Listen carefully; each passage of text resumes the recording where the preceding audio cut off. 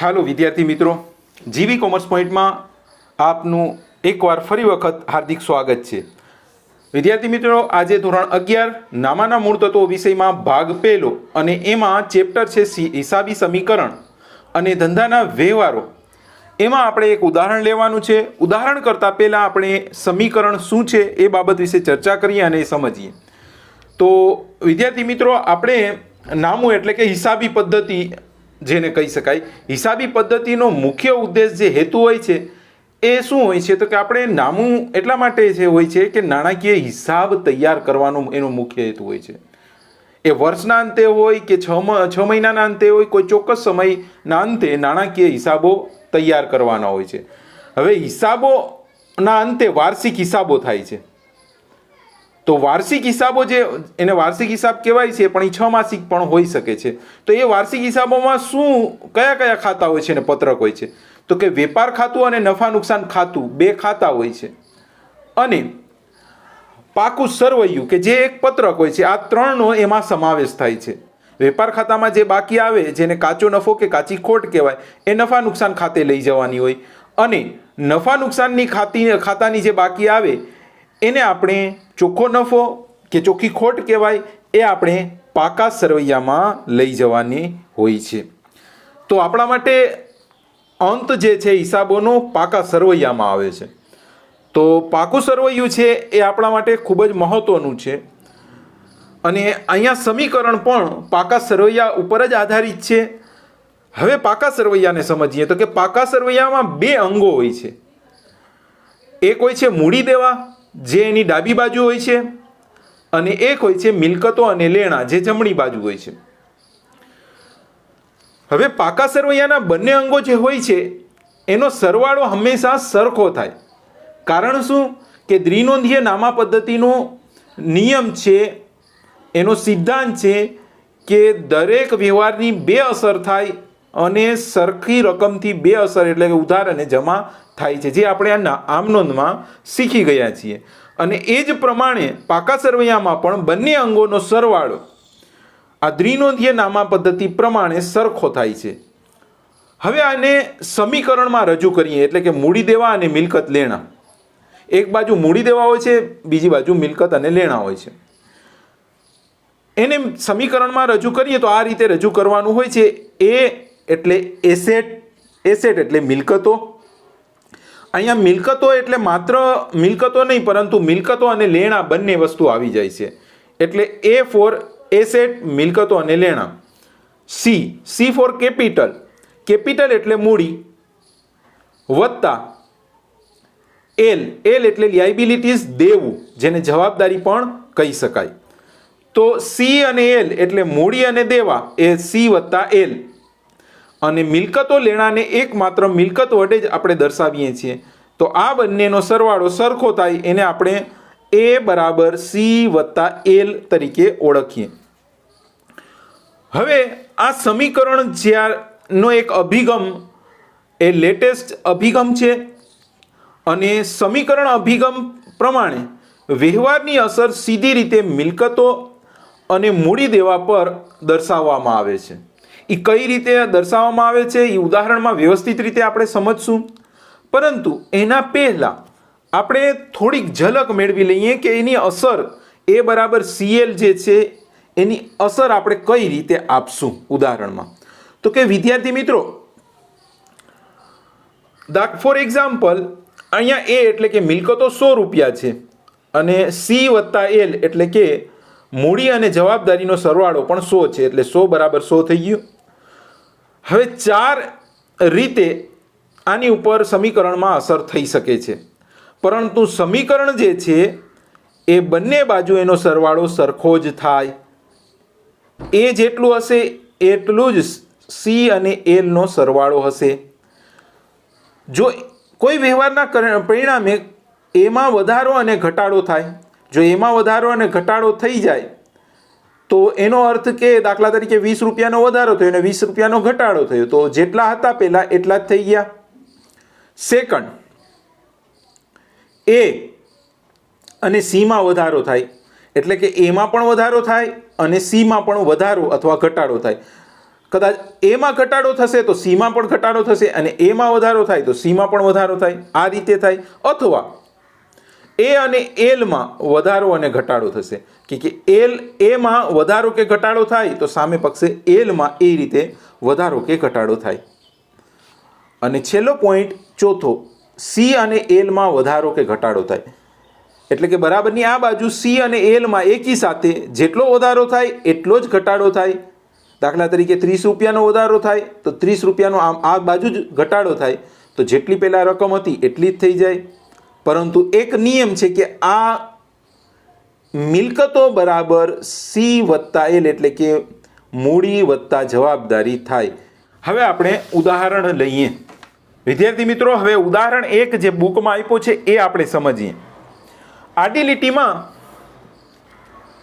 અમુક ખાનાઓ કરેલા છે. પહેલા ક્રમ છે, બીજું ખાનું વ્યવહારો અને આમનોંધનો હશે, ત્રીજું ખાનું અહીંયા આમનોંધ છે પણ ખાપા એટલા માટે કરીએ નહીં કે એટલા માટે કરતા નથી કે એમાં જરૂર એટલી બધી રહેતી નથી. ત્યાર પછી ઉધાર રૂપિયા અને જમા રૂપિયાનું ખાનું છે, ત્યાર પછી અસરનું ખાનું છે, અને ત્યાર પછી મુખ્ય 3 ખાના આવે છે. મિલકતો એટલે કે એ બરાબર મૂડી વત્તા દેવા, એટલે કે આપણું જે સમીકરણ છે એ બરાબર સી વત્તા એલ, એ આપણે આ બાજુ રાખ્યું છે. પહેલો વ્યવહાર, રૂપિયા 50,000 રોકડા લાવી ધંધો શરૂ કર્યો. વિદ્યાર્થી મિત્રો, અહીંયા રોકડ ધંધામાં આવે છે તો આમનોંધ પ્રમાણે રોકડ ધંધામાં આવે તો ઉધાર કરીએ છીએ એટલે એક ખાતું રોકડ ખાતે ઉધાર થશે, અને માલિક ધંધામાં લાવે છે એટલે માલિક ધંધામાં લાવે માટે મૂડી ખાતે આપણે જમા કરીએ છીએ. તો આમનોંધ થશે રોકડ ખાતે ઉધાર 50,000 ઉધાર ખાનામાં, અને તે મૂડી ખાતે જમા ખાનામાં 50,000 રૂપિયા. અહીંયા માત્ર આપણે સમીકરણ સમજવું છે એટલે બાબત જે લખતા નથી. અસર, હવે આ વ્યવહારના પરિણામે શું અસર થાય છે ધંધા ઉપર? તો કે રોકડ વધી, કારણ કે રોકડ ધંધામાં આવે છે એટલે રોકડ વધી, અને મૂડીમાં પણ વધારો થાય છે, એટલે બંને રોકડ અને મૂડી બંનેમાં વધારો થાય છે. હવે આપણે એને સમીકરણમાં અસર આપીએ. રોકડ વધી. વિદ્યાર્થી મિત્રો, રોકડ એ મિલકત છે માટે મિલકતો 50,000માં વધારો થયો એટલે કુલ 50,000 મિલકતો આપણી થઈ ગઈ પહેલા વ્યવહારના પરિણામે. બરાબરની આ બાજુ મૂડી વધી છે એટલે મૂડીમાં આપણે વધારો કર્યો છે 50,000, અને એનું પણ 50,000 ટોટલ થઈ ગયું છે. જ્યારે દેવામાં કોઈ પણ પ્રકારનો વધારો કે ઘટાડો થયો નથી એટલે એને 0 રાખ્યા છે, એટલે એનું ટોટલ પણ 0 છે. બીજો વ્યવહાર, રૂપિયા 10,000નું ફર્નિચર ખરીદ્યું. અહીંયા 10,000નું ફર્નિચર ખરીદ્યું છે એટલે ફર્નિચર મિલકત છે, મિલકત ધંધામાં આવે તો આપણે એને ઉધાર કરવાની હોય, કારણ કે માલ મિલકતના ખાતાના નિયમ પ્રમાણે મિલકત ધંધામાં આવે તો ઉધાર, તો ફર્નિચર ખાતે આપણે ઉધાર કરશું. અને આ વ્યવહાર રોકડ વ્યવહાર છે, કારણ કે વ્યક્તિનું ઉલ્લેખ નથી એટલે રોકડ વ્યવહાર આને સમજવાનું. રોકડ ઉપર અસર થાય છે. રોકડ ફર્નિચર ખરીદવાથી ધંધામાં જાય તો રોકડ મિલકત છે માટે રોકડ ધંધામાંથી જાય તો આપણે જમા કરવાનું હોય, એટલે એની આમનોંધ થશે. ફર્નિચર ખાતે ઉધાર ખાનામાં 10,000 રૂપિયા, તે રોકડ ખાતે જમા ખાનામાં 10,000 રૂપિયા. આ વ્યવહારથી શું અસર થઈ ધંધા ઉપર? તો કે આ વ્યવહારથી ફર્નિચર ધંધામાં આવ્યું અને રોકડમાં ઘટાડો થયો, એટલે કે રોકડ ઘટી. હવે એને સમીકરણ ઉપર એની અસર આપીએ. હવે રોકડ આમાં ઘટી છે એટલે ઉપર અહીંયા 50,000 આપણા પાસે રોકડ હતી, એ રોકડમાંથી ફર્નિચર ખરીદી 10,000ની, એટલે રોકડમાં આપણે માઇનસ કર્યા, એટલે 50,000માંથી 10,000 માઇનસ કરતા આપણી પાસે હવે 40,000 રોકડ અહીંયા આવી.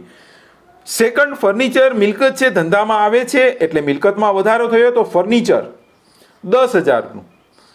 તો પેલા બંને અસર મિલકતમાં જ થાય છે એટલે 40 અને 10 50,000. અહીંયા ટોટલ મિલકતનું 50,000 થયું. મૂડી ઉપર કાંઈ પણ અસર નહીં એટલે જે 50,000 હતા એ જ 50,000 રહ્યા, અને દેવા ઉપર પણ કાંઈ પણ અસર નહીં એટલે 0ના 0 જ છે. ત્યાર પછીનો વ્યવહાર લઈએ. ત્રીજો વ્યવહાર, રૂપિયા 12,000નો માલ રોકડેથી ખરીદ્યો.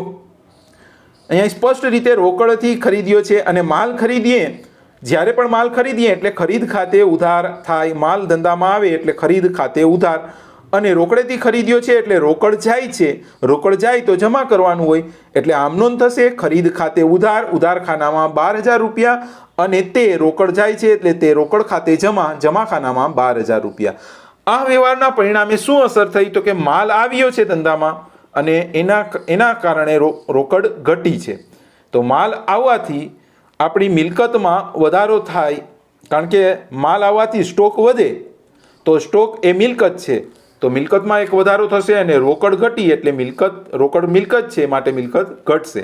તો હવે સમીકરણમાં અસર આપી દઈએ, કારણ કે રોકડ ઘટી છે એટલે રોકડ આપણી પાસે ઉપર છે 40,000, તો 40,000 અહીંયા આપણે લાવ્યા, એમાં આપણે રોકડ ખરીદી કરી છે એટલે રોકડમાં ઘટાડો થશે. માલની ખરીદી છે એટલે ખરીદી કરી 12,000ની, તો 40,000માંથી 12,000 આપણે બાદ કર્યા, રોકડ આપણી પાસે 28,000 વધી. ફર્નિચર ઉપર છે જ આપણે, એ ફર્નિચર આપણે આગળ લાવ્યા એટલે કે અહીંયા લાવ્યા 10,000, અને અહીંયા એક માલ આવ્યો છે એટલે માલ ધંધામાં આવે એને આપણે સ્ટોક કહેવાય, તો માલનો સ્ટોક છે એ 12,000 અહીંયા થશે એટલે એક મિલકત અહીંયા વધી, માલ સ્ટોક 12,000. ટોટલ થશે ત્રણેયનું 50,000. આ વ્યવહારની અસર પણ એમાં એટલે કે માઇનસ અને પ્લસ રીતે થાય છે. મૂડી 50,000ની 50,000 જ રહેશે, એમાં કંઈ પણ અસર નથી. જ્યારે દેવું શૂન્યનું શૂન્ય જ રહેશે, એમાં પણ કઈ અસર છે નહીં. 4 તારીખનો વ્યવહાર, ₹8,000નો માલ બ પાસેથી ખરીદ્યો. બ એક વ્યક્તિ છે, એની પાસેથી આપણે ખરીદ્યો છે. અહીંયા રોકડનો ઉલ્લેખ નથી અને વ્યક્તિનો ઉલ્લેખ છે એટલે ઉધાર વ્યવહાર છે. ઉધાર વ્યવહાર હોય એટલે વ્યક્તિ ખાતું હોય, અને એ છે બ.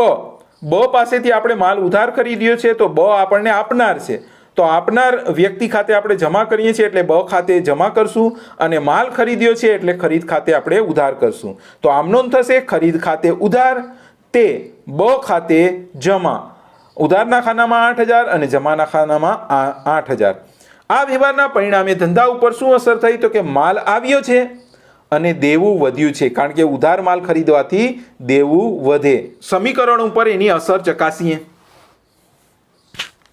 ઉપર રોકડ 28,000ની 28,000 જ અહીંયા રાખી છે, કારણ કે રોકડ ઉપર આ વ્યવહાર અસર નથી કરતું, એટલે રોકડ એ પહેલા જેટલી હતી એ જ રાખી. અહીંયા માલના સ્ટોકમાં વધારો થયો, કારણ કે માલ આપણે ખરીદ્યો છે, માલ ધંધામાં આવે છે એટલે સ્ટોક વધશે.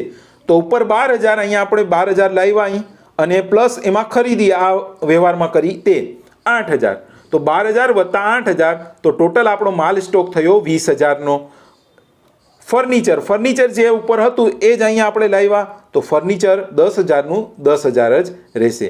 ત્રણેયનું ટોટલ 58,000 અહીંયા થશે. મિલકતનું ટોટલ એ બરાબર 58,000. આ બાજુ મૂડી 50,000ની 50,000. આ વ્યવહારથી મૂડી ઉપર કોઈ અસર થતી નથી. જો દેવામાં વધારો થાય છે, અને દેવું બ જે છે એ આપણું દેવું છે, તો દેવામાં કેટલો વધારો થયો? તો કે દેવું બ છે એમાં 8,000નો વધારો થયો, તો દેવું 8,000, એનું ટોટલ 8,000. હવે જોઈએ આપણે ચકાસીએ. મિલકત છે 58,000, મૂડી 50,000 અને લાયબિલિટીઝ એટલે કે જવાબદારી 8,000, તો મૂડી અને જવાબદારીનું ટોટલ 58,000, જ્યારે મિલકતનું પણ ટોટલ 58,000. એટલે અહીંયા સમીકરણ થઈ જ જાય છે. દરેક વ્યવહારના અંતે સમીકરણ આ રીતે બરાબર બંને બાજુ થઈ જ જાય. 5 તારીખનો વ્યવહાર, ₹7,000નો માલ ₹10,000માં રોકડેથી વેચ્યો. વિદ્યાર્થી મિત્રો, આ આમનોંધ પણ આપણે એના પહેલા કરી નથી, એટલે તમે આમનોંધ પણ શીખી જશો આમાં. વિદ્યાર્થી મિત્રો, માલ જે રકમનો આપણે વેચીએ એ રકમથી આમનોંધ થાય, એ બાબત ખાસ ધ્યાન રાખજો. કેટલામાં આવ્યો એ અત્યારે અહીંયા મહત્વનું રહેતું નથી, કારણ કે આપણે અહીંયા માલ વેચ્યો છે રોકડેથી, એટલે 10,000થી આપણે આમનોંધ કરશું. હવે માલ વેચ્યો છે એટલે એક ખાતું વેચાણ ખાતે જમા થશે, અને બીજું ખાતું અહીંયા રોકડેથી માલ વેચ્યો છે એટલે રોકડની આવક થાય, રોકડ આવે ધંધામાં એટલે ઉધાર કરવાની હોય, એટલે આમ નોંધ થશે રોકડ ખાતે ઉધાર, ઉધાર ખાનામાં 10,000, તે વેચાણ ખાતે જમા, જમા ખાનામાં 10,000. આ વ્યવહારથી ધંધા ઉપર શું અસર થઈ? તો કે રોકડ વધી, ધંધામાં રોકડ આવી એટલે રોકડ વધી, અને માલ વેચવાથી માલ ઘટ્યો. હવે સમીકરણ ઉપર આ અસર એની આપીએ. હવે વિદ્યાર્થી મિત્રો, રોકડ વધી છે તો રોકડ આપણી પાસે ઉપર હતી 28,000, જે 28,000 અહીંયા આપણે લાવ્યા, અને વેચાણ કરવાથી 10,000 રૂપિયા આપણી રોકડ વધી છે, એટલે પ્લસ વેચાણ કિંમત જે છે 10,000 એ રોકડ ધંધામાં આવી છે, એટલે 28,000 પ્લસ 10,000 એટલે આપણી રોકડ અહીંયા થઈ 38,000. સ્ટોકમાં ઘટાડો થયો છે, કારણ કે માલ આપણે વેચ્યો છે એટલે માલનો ઘટાડો થાય તો સ્ટોકમાં ઘટાડો થશે. સ્ટોક હતો 20,000નો, જે વસ્તુ છે એ મૂળ કિંમત આવશે, એ બાબત ખાસ ધ્યાનમાં રાખવાની. કારણ કે સ્ટોક જે આપણી પાસે માલનો હોય એ ખરીદ કિંમતે હોય, તો અહીંયા આપણે ખરીદ કિંમતે લેવાની હોય, એટલે વેચાણ 7,000 મૂળ કિંમત આપણે અહીંયા લીધી છે, તો 20,000માંથી 7,000 ઘટાડો તો સ્ટોક આપણું રહેશે 13,000. ફર્નિચર જે ઉપર હતું એ આપણે અહીંયા એમને એમ લાવ્યા, એટલે ફર્નિચર 10,000. આ ત્રણેયનું ટોટલ 61,000. મૂડી જે આપણી હતી 50,000. સેકન્ડ અહીંયા નફો થાય છે, માલ વેચવાથી આપણને 3,000 નફો થયો છે. નફો કે નુકસાન થાય એ ડાયરેક્ટ મૂડી ઉપર અસર કરે છે. તો મૂડી 50,000 હતી એ આપણે અહીંયા લાવ્યા, અને માલ વેચવાથી આપણને નફો થયો છે, એટલે નફામાં આપણે પ્લસ કરીએ છીએ, મૂડીમાં આપણે પ્લસ કરીએ છીએ. તો મૂડીમાં વેચાણ નફો પ્લસ કરીએ 3,000, કારણ કે 10,000નો માલ હતો અને એની ખરીદ કિંમત હતી 7,000, તો બંને વચ્ચેનો તફાવત આપણનો નફો કહેવાય. તો 50,000 પ્લસ 3,000 એટલે 53,000 મૂડી થઈ. દેવા ઉપર કાંઈ વ્યવહારની અસર થતી નથી, એટલે દેવું 8,000નું 8,000 જ રહેશે, એનું ટોટલ 8,000. હવે ચકાસીએ આપણે, એ આપણી છે 61,000, જ્યારે બરાબરની આ બાજુ સી 53,000 અને પ્લસ જવાબદારી, સી એટલે મૂડી અને એલ એટલે જવાબદારી 8,000. 53 પ્લસ 8 એટલે 61,000, અને મિલકત અને લેણા પણ 61,000 જ છે, એટલે એ બરાબર સી વત્તા એલ થઈ ગયું. છઠ્ઠો વ્યવહાર, ₹6,000 મજૂરીના ચૂકવ્યા. ચૂકવ્યા શબ્દ છે એટલે રોકડ વ્યવહાર છે. રોકડને અસર કરે છે, રોકડ ધંધામાં જશે ચૂકવવાથી. રોકડ જાય તો રોકડ ખાતે જમા થશે એક ખાતું, અને અહીંયા મજૂરીના ચૂકવ્યા છે, જે ઉપજ ખર્ચ લાગુ એને પડશે. મજૂરી એ ખર્ચ છે, માટે મજૂરી ખાતે ઉધાર થશે. આમ નોંધ કરીએ, મજૂરી ખાતે ઉધાર ખાનામાં 6,000 રૂપિયા, અને તે ધંધામાંથી રોકડ જાય છે તો તે રોકડ ખાતે જમા ખાનામાં 6,000 રૂપિયા. હવે આ વ્યવહારની અસર ધંધા ઉપર શું થશે? તો કે મજૂરી ખર્ચ છે, જ્યારે પણ ખર્ચ કે આવક થાય તો એ ડાયરેક્ટ અસર મૂડી ઉપર થશે, અને નુકસાન કે નફાની અસર પણ મૂડી ઉપર થાય.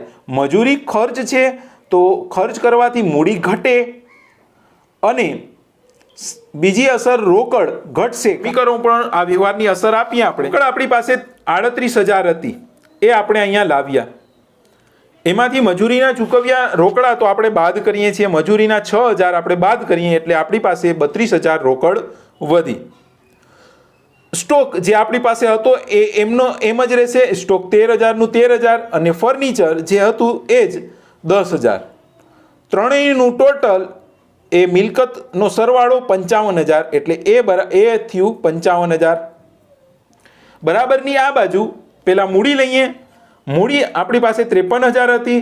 હવે મજૂરી ખર્ચ છે, ખર્ચ ચૂકવવાથી મૂડીમાં ઘટાડો થાય, એટલે 6,000 માઇનસ કર્યા તો આપણી મૂડી 47,000 રહી ગઈ. હવે દેવા ઉપર આ વ્યવહારથી કોઈ અસર થતી નથી, એટલે 8,000ના 8,000 જ રહેશે. મૂડી અને જવાબદારી એટલે કે દેવાનો સરવાળો 47 વત્તા 8 બરાબર 55,000 થાય. બરાબરની આ બાજુ એટલે કે મિલકતો પણ 55,000 જ છે, એટલે સમીકરણ એમનું એમ જ છે, એ બરાબર સી વત્તા એલ. સાતમો વ્યવહાર, ₹1,000 મજૂરીના ચૂકવવાના બાકી છે. તો વિદ્યાર્થી મિત્રો, ચૂકવવાના બાકી એવો શબ્દ આવે એ આપણી જવાબદારી કહેવાય. મજૂરીના ચૂકવવાના બાકી તો આપણી જવાબદારી કહેવાય, જેને બીજા શબ્દોમાં આપણે દેવું કહીએ છીએ. તો દેવું જ્યારે પણ વ્યવહારમાં થાય ત્યારે દેવા ખાતે જમા થાય. તો એક ખાતું ચૂકવવા બાકી મજૂરી ખાતે જમા કરશું. અને બીજું ખાતું જે છે મજૂરી છે. મજૂરી એ ઉપજ ખર્ચનું ખાતું લાગુ પડે. મજૂરી ખર્ચ છે માટે મજૂરી ખર્ચ ખાતે આપણે ઉધાર કરશું. તો આમ નોંધ કરીએ, મજૂરી ખાતે ઉધાર તે ચૂકવવા બાકી મજૂરી ખાતે જમા.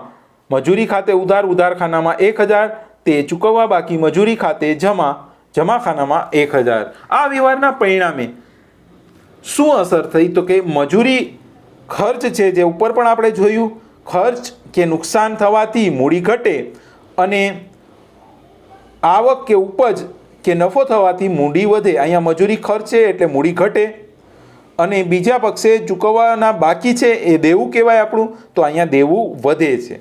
તો હવે સમીકરણ ઉપર એની અસર આપીએ આપણે.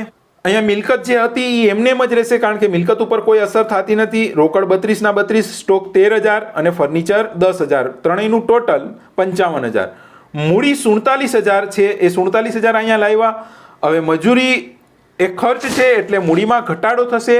મૂડીમાં 1000 રૂપિયા ઘટાડો કર્યો આપણે એટલે મૂડી આપણી 46000 થઈ ગઈ. સામે પક્ષે દેવું છે, દેવામાં વધારો થયો કારણ કે મજૂરીના ચૂકવવાના બાકી છે, તો પ્લસ દેવું મજૂરીના બાકી છે એ દેવું 1000 વધારો થયો, તો 8000માં 1000 ઉમેરતા દેવું 9000 થયું. હવે ચકાસીએ સમીકરણ. આ બાજુ એ બરાબર છે 55000, જ્યારે બરાબરની આ બાજુ એટલે કે સી વત્તા એલ, સી છે 46000 અને એલ છે 9000, બંનેનો સરવાળો પણ 55000 જ થશે એટલે એ બરાબર સી વત્તા એલ થાય છે. આઠમો વ્યવહાર, કમિશનના ₹4000 રોકડા મળ્યા. અહીંયા રોકડા શબ્દ છે, રોકડ મળી છે એટલે રોકડ ઉપર અસર કરશે. રોકડ ધંધામાં આવે છે, રોકડ ધંધામાં આવે તો એક ખાતું રોકડ ખાતે ઉધાર થશે આમ નોંધમાં. અને કમિશનના મળ્યા છે, કમિશનની આવક થઈ છે તો ઉપજ ખર્ચ ખાતું અહીંયા લાગુ પડે કમિશનમાં. અને કમિશન મળે એટલે ઉપજ થઈ કહેવાય એટલે કમિશન ખાતે આપણે જમા કરશું. આમ નોંધ કરીએ તો રોકડ ખાતે ઉધાર, ઉધાર ખાનામાં 4000 રૂપિયા, તે કમિશન ખાતે જમા, જમા ખાનામાં 4000 રૂપિયા. વ્યવહારની અસર તપાસીએ તો કે વ્યવહારથી રોકડ વધી છે અને બીજું કમિશન ઉપજથી મૂડી વધશે. તો એનું સમીકરણ ઉપર આપણે અસર આપીએ. રોકડ ઉપર 32000 હતી, એ 32000 આપણે અહીંયા લાવ્યા અને એમાં વધારો થાય છે. કમિશનથી રોકડ મળી છે એટલે કમિશનના 4000 એમાં ઉમેર્યા એટલે રોકડ આપણી વધીને 36000 થઈ. સ્ટોક જે હતું એનું એ જ છે એટલે કે 13000 અને ફર્નિચર પણ જે હતું એનું એ જ એટલે કે 10000 છે. ત્રણેયનું ટોટલ એ બરાબર થાય છે 59000. હવે આ બાજુ મૂડી અને જવાબદારીમાં જોઈએ. મૂડી આપણી 46000 હતી, કમિશનના કારણે મૂડીમાં ઉપજ છે એટલે કમિશન ઉપજ હોવાથી મૂડીમાં વધારો થશે. 46000 પ્લસ 4000 એટલે આપણી મૂડી ટોટલ 50000 થઈ ગઈ. દેવું જે હતું એ એમનું એમ જ રહેશે કારણ કે દેવા ઉપર આ વ્યવહારથી અસર થતી નથી એટલે દેવું 9ના 9 જ રહેશે. તો જોઈએ હવે એ છે 59000 અને સી છે 50000 અને એલ છે 9000. સી અને એલનો સરવાળો 59000 અને એ પણ કેટલા છે આપણા 59000. તો એ બરાબર સી વત્તા એલ થયું. નવમો વ્યવહાર, ડિવિડન્ડના ₹9000 મળવાના બાકી છે. મળવા બાકી હોય એ આપણું લેણું કહેવાય. અને જ્યારે વ્યવહારમાં લેણું હોય તો લેણા ખાતે ઉધાર થાય. તો એક અસર લેણું છે એટલે લેણા ખાતે મળવા બાકી, ડિવિડન્ડ ખાતે ઉધાર કરશું. બીજું ખાતું છે ડિવિડન્ડ, ખાલી ડિવિડન્ડ. એ ખાલી ડિવિડન્ડ આપણને મળવાના છે માટે એ આપણી આવક કહેવાય. આવક કે ઉપજ ખર્ચ ખાતાનો નિયમ, આવક કે ઉપજ થાય તો એ આપણે જમા કરીએ છીએ. તો આમ નોંધ થશે મળવા બાકી ડિવિડન્ડ જે આપણું લેણું છે, મળવા બાકી એટલે લેણું કહેવાય. મળવા બાકી ડિવિડન્ડ ખાતે ઉધાર 9000 અને ઉધાર ખાનામાં 9000, તે ડિવિડન્ડ ખાતે જમા 9000 જમા ખાનામાં. આ વ્યવહારના પરિણામે અસર થઈ કે લેણું વધ્યું છે કારણ કે મળવા બાકી આવક એ લેણું કહેવાય, લેણું વધ્યું. અને બીજી અસર ડિવિડન્ડની આવકથી મૂડી વધશે. ડિવિડન્ડ એ ઉપજ છે અને ઉપજ કે આવકથી મૂડી વધે. અને લેણું એ એટલે મિલકત જ, બીજું કાંઈ નહીં કારણ કે મિલકતોમાં મિલકતો અને લેણા બંનેનો સમાવેશ થાય છે. હવે આ વ્યવહારની આપણે સમીકરણ ઉપર અસર આપીએ. 36,000 રોકડ હતી, રોકડ અહીંયા 36,000 લાવ્યા, સ્ટોક ઉપર જે હતા એ જ 13,000 છે, ફર્નિચર પણ ઉપર છે 10,000 હતું એ જ અહીંયા 10,000 રહેશે. વધારાનું ડિવિડન્ડ મળવાનું બાકી લેણું આવ્યું જે 9,000 છે, આપણે બધાયનું ટોટલ કરીએ તો આપણી એ થશે 68,000, એટલે કે મિલકત અને લેણા 68,000 થયા. બરાબરની આ બાજુ મૂડી ઉપર 46,000ના 46,000 અહીંયા આપણે લાવ્યા. કમિશનના જે મળ્યા હતા એ કમિશન પણ 4,000 આપણે લાવ્યા. વધારાની આવક અહીંયા ડિવિડન્ડ આવક છે, ઉપજ છે, માટે મૂડીમાં વધારો થશે 9,000, એટલે ટોટલ આપણું થશે મૂડીનું 59,000. જ્યારે જવાબદારી એને એ જ રહેશે, એટલે દેવું 8,000 બનું અને દેવું મજૂરી બાકી 1,000, 9,000 ટોટલ. તો 68,000 છે. બરાબરની આ બાજુ 59,000 વત્તા 9,000, એટલે એનું પણ ટોટલ 68,000 જ થશે. એટલે એ બરાબર સી વત્તા એલ થશે. વ્યવહાર ₹8,000નું યંત્ર ખરીદ્યું. યંત્ર એ મિલકત છે. મિલકત ધંધામાં આવે તો માલ મિલકત ખાતાનો નિયમ આવે તો ઉધાર, તો યંત્ર ખાતે આપણે ઉધાર કરશું. એક ખાતું ક્લિયર. બીજું, અહીંયા મિલકત ખરીદવાથી રોકડ ઉપર અસર થાય છે. રોકડ ધંધામાંથી જાય, રોકડ જાય તો માલ મિલકત ખાતાના નિયમ પ્રમાણે જાય તો જમા. રોકડ મિલકત છે તો આમ નોંધ થશે. યંત્ર ખાતે ઉધાર ખાનામાં 8,000 રૂપિયા, તે રોકડ ખાતે જમા ખાનામાં 8,000 રૂપિયા. આ વ્યવહારથી અસર થઈ મિલકત વધી, કારણ કે યંત્ર ધંધામાં આવે છે માટે મિલકતો વધી છે, અને રોકડ ઘટી, કારણ કે યંત્ર ખરીદવાથી રોકડ જાય છે એટલે રોકડ ઘટી. હવે આની અસર આપણે સમીકરણ ઉપર આપી દઈએ, અને રોકડ ઉપર આપણે 36,000 હતી એ 36,000 આપણે અહીંયા લાવ્યા. યંત્ર ખરીદવાથી રોકડ ગઈ છે એટલે બાદ કરશું આપણે. જે 8,000 છે 36,000માંથી 8,000 બાદ કરતા હવે આપણી રોકડ 28,000 અહીંયા રહી. સ્ટોક ઉપર જે હતું એ જ આપણે અહીંયા લાવ્યા 13,000. ફર્નિચર ઉપર જે હતું એ જ અહીંયા લાવ્યા 10,000. ડિવિડન્ડ મળવા બાકી જે ઉપર હતું એ જ ડિવિડન્ડ અહીંયા લેણું આપણે લાવ્યા 9,000. અને વધારાનું આપણે મિલકત આવી છે એ યંત્ર છે. યંત્ર 8,000 રૂપિયા આપણે મિલકતમાં વધારો થયો એટલે આપણે મિલકતમાં લાવ્યા. બધાયનું ટોટલ 68,000 થાય છે. હવે બરાબરની આ બાજુ મૂડી 46,000 ઉપર જે હતી એ જ, એમાં કમિશનના ઉપર જે હતા એ જ 4,000, અને પ્લસ ઉપર જે ડિવિડન્ડ હતા 9,000 એના એ જ અહીંયા રહેશે, કારણ કે એમાં વ્યવહારની અસર થતી નથી. એટલે 59,000ના 59,000. અને એવી જ રીતે અહીંયા દેવામાં પણ કોઈ આ વ્યવહારથી કોઈ અસર થતી નથી, એટલે 9,000ના 9,000 જ, અને જે દેવા હતા એ જ દેવા રહેશે. હવે જોઈએ આ બંનેનું ફરી વખત ટોટલ, તો એ આપણું છે 68,000. જ્યારે બરાબરની બીજી બાજુ સી મૂડી થઈ 59,000 અને જવાબદારી 9,000. સી અને એલનો સરવાળો આપણું ટોટલ 59 વત્તા 9,000 એટલે 68,000, અને મિલકતો અને લેણા પણ કેટલા છે 68,000. તો અહીંયા આપણું સમીકરણ પરફેક્ટ થાય છે, જે આપણે ચકાસી લીધું. એ બરાબર સી વત્તા એલ. તો દરેક વ્યવહારની અસર આ રીતે સમીકરણની રીતે પણ આપણે કરી શકીએ છીએ. તો આશા રાખું છું કે આ જે 10 વ્યવહારો આપણે કર્યા એ તમે સમજી ગયા હશો.